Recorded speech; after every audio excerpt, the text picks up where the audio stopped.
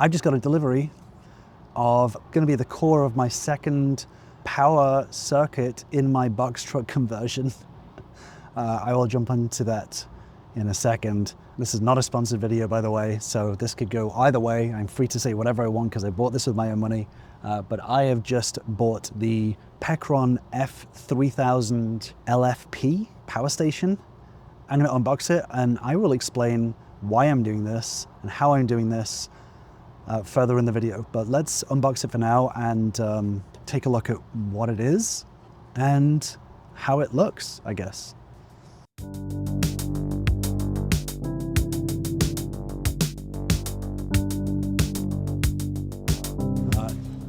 This is what we're going to get in the box so far. A bunch of user manuals and cables, I guess. This is what we are looking at so far. It is the Pecron F3000 LFP power station. It has a 3000 watt hour battery, I think a 3600 watt inverter. I'll put it on the screen. A lot of AC outlets, a lot of DC outlets, input port for solar and AC, and it's got a 30 amp outlet as well, which is awesome, which means I could just plug that into the AC on the outside of my truck. Let's see if it has any charge in it. Oh, it does. Let's see. Probably wouldn't be able to see that. It is 65% charged. So I have a solar panel that I'm gonna use to charge it up a little bit more. So let's get that set up and see what we can do with this and how it works and I'm gonna break down why I'm doing this second power circuit in my truck. I'll break down why in a second. So I'm gonna be using these are the AllPowers 600 watt solar panel. I'll put the model number on the screen. I'm gonna be using this 600 watts of solar to charge the Pecron. It's a bit of a cloudy day today, so it may not be the best, but this is how I'm going to pair it. You probably will have seen this in a previous video because I'll do a full review of them on the channel. But let's connect them up and see what we can do to charge the power station.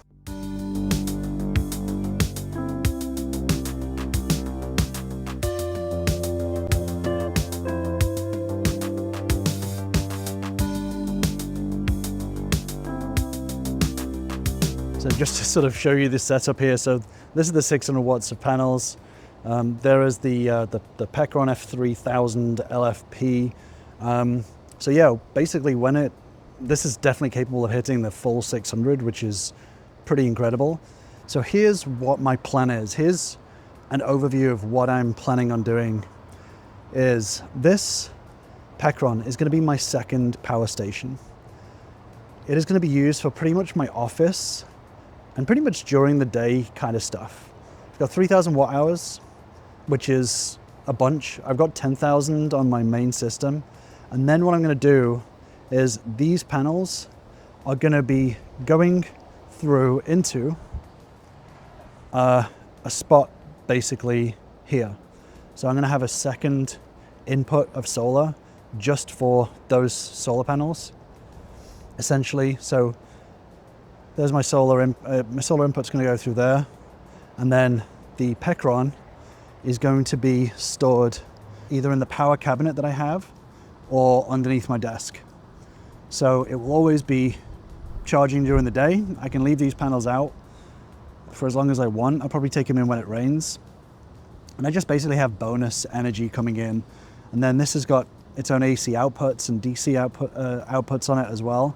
And this is going to hopefully it's going to charge all of my office desk stuff, power all of my office desk stuff during the day, and then at nighttime, it probably won't be used that much. So that's my plan. If you want me to do a full review of this power station, let me know. Because like I said, I bought it with my own money and I am going to be doing some big testing on it to see how well it does. It's around $800, which for the capacity, the battery capacity and the inverter power is pretty damn good. So I'm definitely going to be doing like a full review on it in the future. So I'm going to leave this up to charge and we'll get back in a second.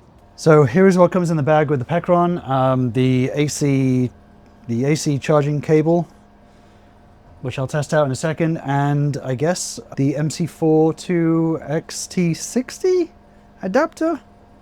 XT60? I don't know. Someone smarter than me tell me which one this is. So I'm very out of breath from carrying this. This is about 60 pounds and I'm definitely out of shape. So I tried it out with the solar charging, but it also has AC charging. So it comes with an AC cable to charge it. And I want to see, now it's at 73%, I want to see how much I can charge it from the wall and see how quickly I can charge this. So I'm going to plug into the AC and see, even though the plug is a little bit short, how much I can charge it from here. So let's take a look. I don't know whether it's working. Ah, there you go. Okay, I just let it click on. And the fan has come on. It's charging at, oh, okay. It is charging at 15. Oh, that fan is loud. It is charging at almost 1700 watts. So it will be charged in 30 minutes, which is pretty crazy. I'm not sure if you can see that properly, but yeah, it's charging at 1700 watts and it will be charged in 30 minutes. So I guess a full charge will probably take 2 hours because it's going to be charging 25% in 30 minutes. So that's pretty good. It is definitely louder than it was before. The fan is on full. It's not that loud though. My inverter is actually way louder than this. So cool. I'm gonna leave that to charge and we'll see whether it's actually accurate with that. Okay, I kind of lied. So because this should have pass-through, what I'm gonna try and do is I'm gonna charge this through that and see if it drops in power. This charges, I think, at like 150 or something like that. I'm not 100% sure. But I'm gonna see if I can charge this power station through there and see if it drops in power. So this is at 8%. Let's see. Turn on the AC. Do I hold it? Yes. Okay. So what we are now looking at is that's now taking over 1700 watts through, and I guess it's now passing it through to this. So that's awesome. This is now charging at 150. Yeah, perfect. So it normally charges at like 150. So that's pulling the 150 through there. But yeah, so it does definitely pulls a bit more to pass it through. I'm getting a bunch of electricity for nothing, which is great.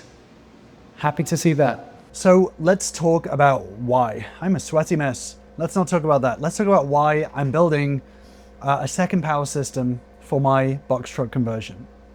So at this moment in time, I have 1,160 watts of solar on my roof, which is great. I also have access to the grid, so I can be plugged into the grid as well. I'm in Houston, so I have my air conditioner going quite a lot.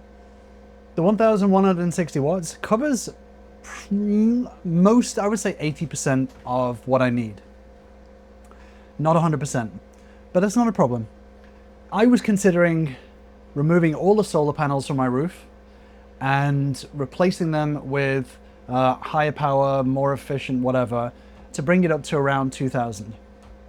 That would cost a lot of money, and it would also be a massive hassle to remove and refit as well. So I thought to myself, I will expand my power system, I will expand my solar, and build a second power system essentially for just during the day. So what I'm doing with the second power system is I'm going to have pretty much just my desk, internet, etc. setup, just running from this one power station, and that is going to run from the 600 watts. 600 watts should cover pretty much everything that I need in terms of internet, in terms of desk, etc. And I don't use pretty much any of that apart from the internet in the evening.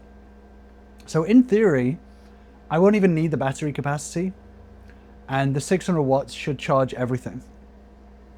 So the way that I will be doing it is my solar will be going through this thing on the side of my truck. So I have my extra bonus solar input, and it's just going to go straight into the second power bank.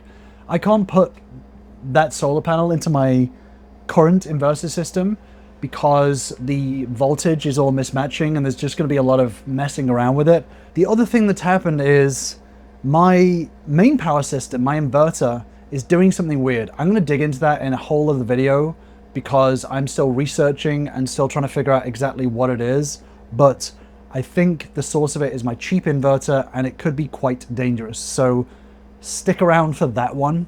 But that's the other thing, that my first power circuitry system is a little bit shaky. So I would like to upgrade at least the inverter. That means I'm going to have 2 power systems. Do I need 2 power systems? Not at all. Am I going to do it anyway?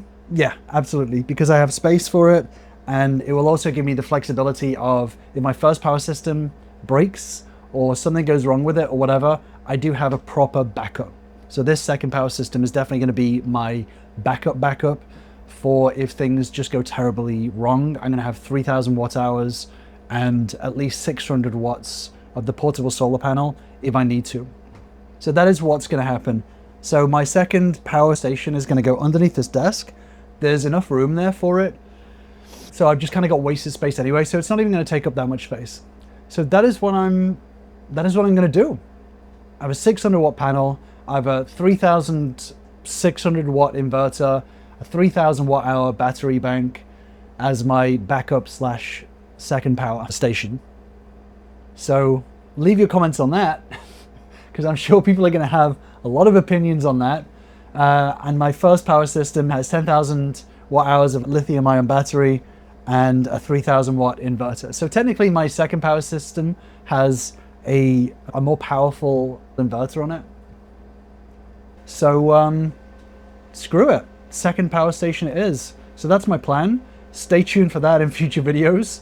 At the very least, this second power system is simpler. It is all wired together, and that is something that even now, after I've made this truck, I like the comfort of knowing that somebody else has put this all together with their expertise. And who knows, maybe if this second power system works out, I can buy another Pecron and replace my first power system with it. I don't know yet. I don't know. Plans are in motion for it. But yeah, that's what I'm going to do. That's how I'm going to do it. So stay tuned for that. I'll do a full review of the Pecron power station as well. So I will keep you updated as to what's going on with that. Thank you for checking out the video today. Stick around, because there's a lot of extra stuff on the way. That's it for now. Thank you for joining me. For now, I'm clocking out.